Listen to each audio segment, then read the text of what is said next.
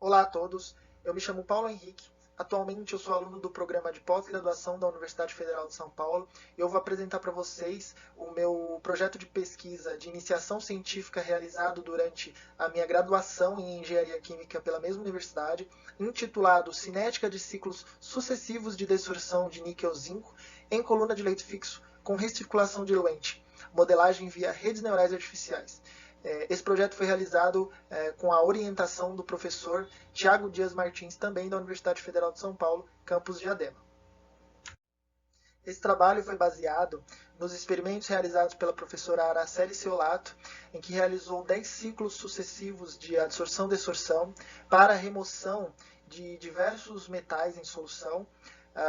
uma delas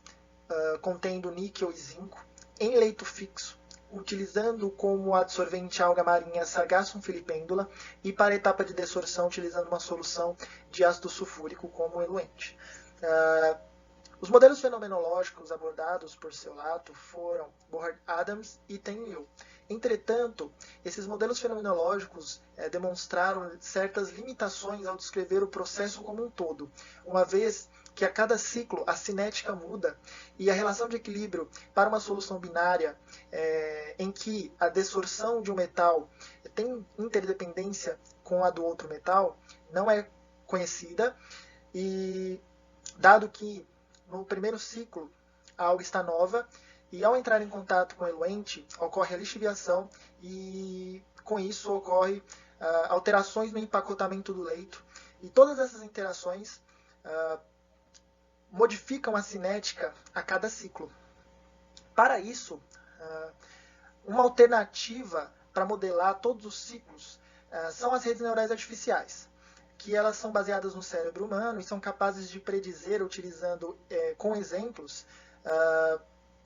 determinadas situações, determinados fenômenos complexos, sem precisar ter um conhecimento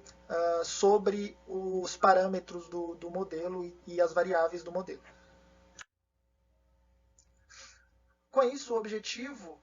principal desse trabalho foi obter uma RNA capaz de predizer a cinética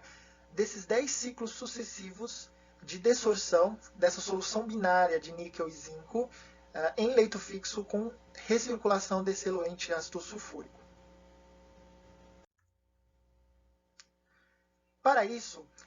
para treinar as redes neurais artificiais é necessária uma quantidade de dados suficientemente grandes. Com isso, utilizando os dados experimentais obtidos por Seolato 2008 como um exemplo, para o ciclo 1 temos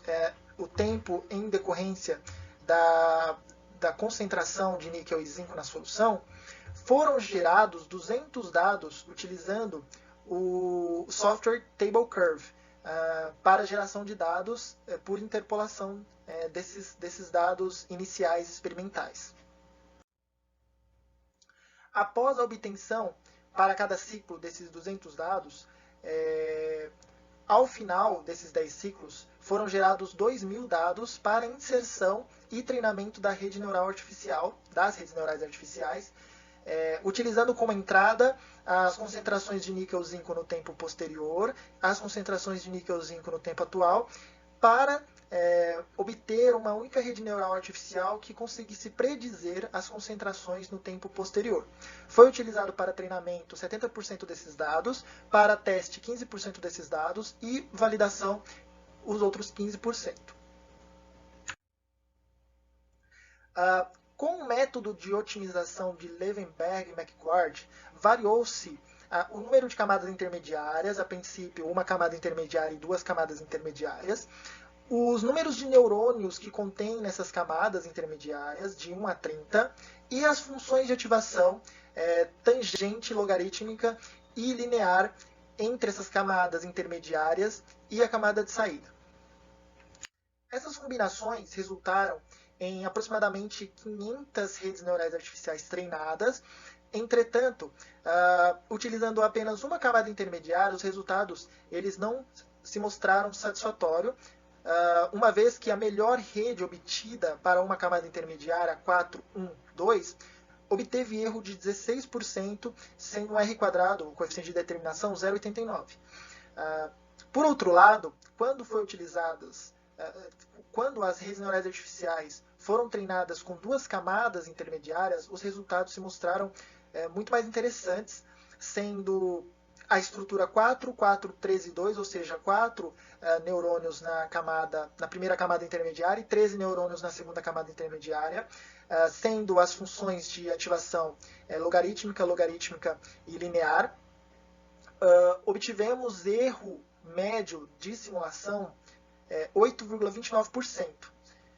E o R², o coeficiente de determinação, 0,942, mostrando assim um bom ajuste do modelo aos dados experimentais.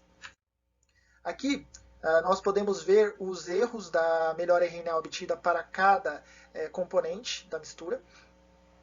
Com isso pode-se perceber, como dito, que no primeiro ciclo a cinética é muito diferente por esse primeiro contato com o eluente, que causa alterações no empacotamento. O empacotamento do primeiro ciclo ele é muito diferente dos demais. E no ciclo 9 e 10 pode ser visto também que o erro é um pouco maior que os demais ciclos, uma vez que ao final da desorção a alga já está desgastada e isso altera também a cinética desses ciclos. Foi possível obter essa expressão proveniente da melhor RNA para o cálculo da concentração, da predição da concentração no tempo posterior.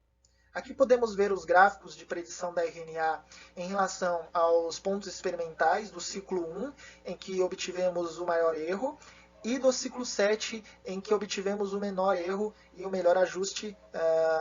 do modelo aos dados.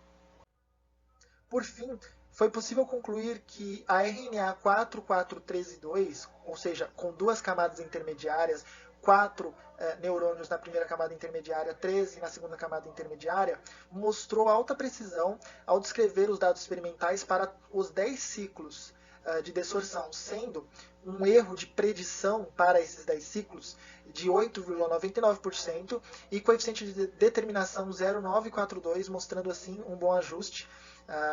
aos dados experimentais. Foi possível concluir também que as RNAs contendo uma camada intermediária não demonstraram bons resultados para esse tipo de problema de desorção de uma solução binária. Com isso, de maneira geral, as RNAs elas podem ser uma ferramenta poderosa para predizer a cinética de processos binários de desorção com alta precisão. Muito obrigado a todos e até mais.